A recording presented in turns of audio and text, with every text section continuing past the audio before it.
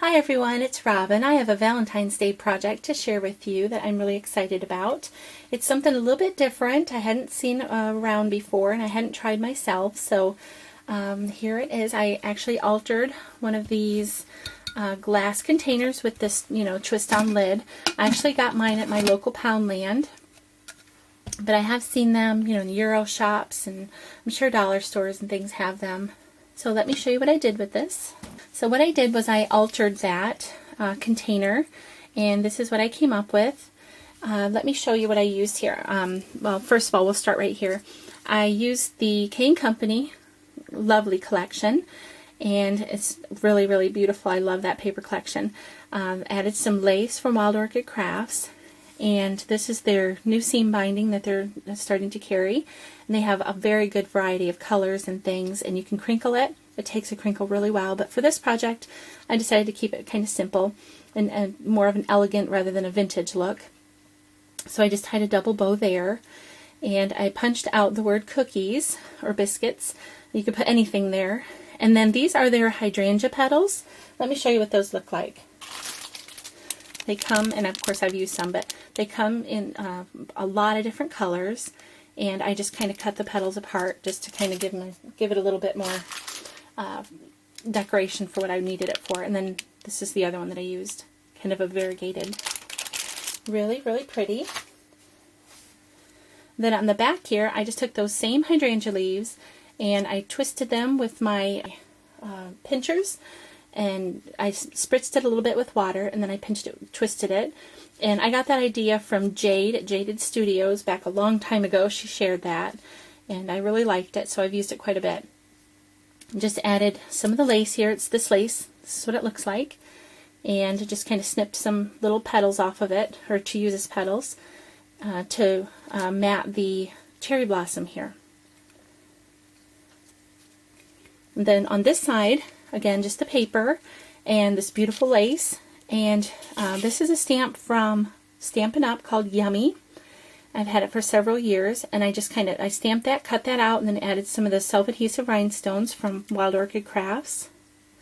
And then this flower here, I used the same technique that I used on the vellum flower that I shared here on my channel back, several weeks back.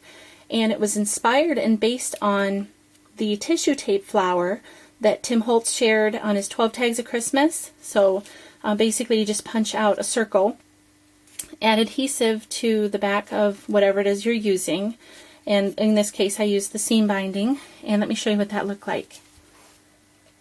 And this one is the pink tulip that I used for this. So then you just kind of gather it around on the circle, and you can see Tim Holtz, his tutorial for how to do that if you like that. And then added one of their poppies, and Wild Orchid Crafts is just, they have so many new products I'm just so excited about.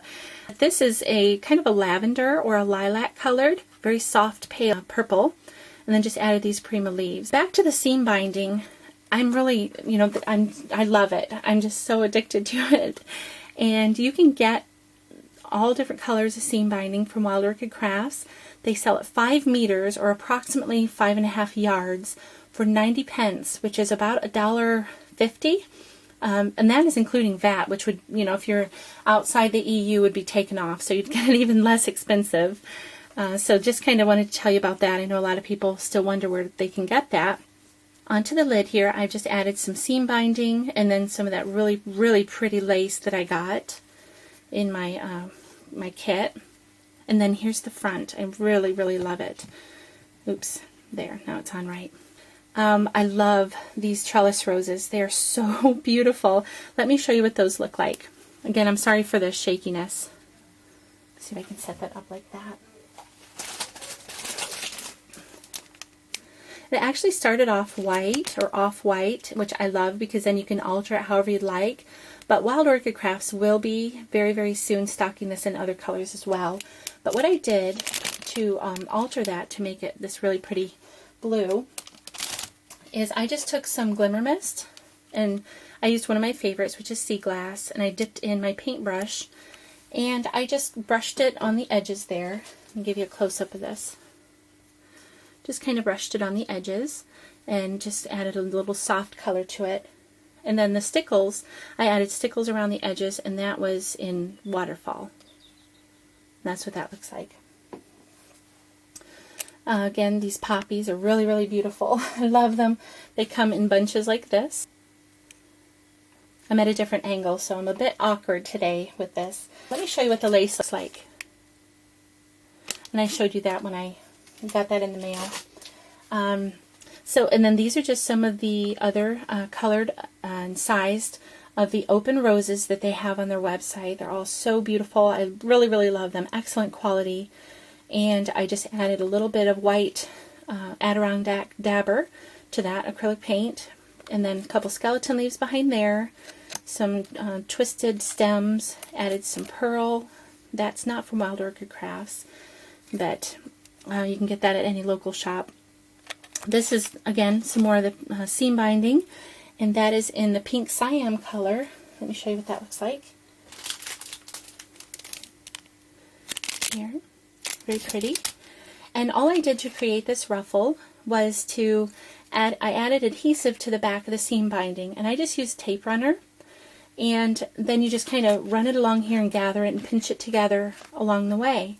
So, and then fishtailed it at the end there. So I really like the texture and the dimension that that gives, and just the soft look as well.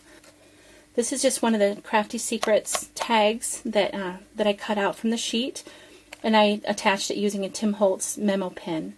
So that's my Valentine's Day altered cookie jar, or you could use it for anything, craft jar. But I wanted to be able to share it with you, and I hope you like it. Thanks for watching. Bye-bye.